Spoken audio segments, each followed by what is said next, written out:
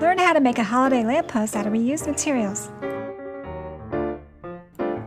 You will need a wrapping paper roll, a tissue box, boxes and cardboard, and plastic lids. Cut open a window on the side of the tissue box, about a ½ inch on each side. Cut ½ inch wide strips of cardboard, the length to make an X on the front of the window. Glue the strips to the front of the box, crisscrossing in the front. Paint all the pieces with gesso primer or white paint. This will make the paint stick better and you won't need as many coats. Paint the tissue box, bottle cap, and wrapping paper roll red. Cut 2 cardboard pieces about 1 inch wider than the boxes on all sides. Also cut a round piece of cardboard with a hole in the middle to make the wreath. Paint everything green. Glue a piece of floral foam inside both of the boxes.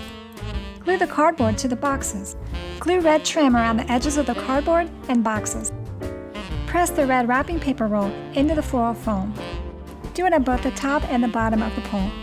Glue the tissue box on top of one of the pieces of cardboard to make the lantern.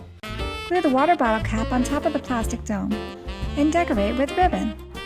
Take pieces of holiday greenery and glue it around the circle to make a wreath.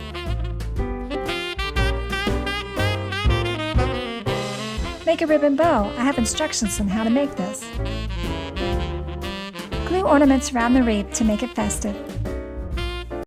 Glue the wreath to the lamppost, add festive decorations at the bottom, and a tea light to the lantern. This lamppost makes a great indoor holiday decoration. Thanks for watching. Bye!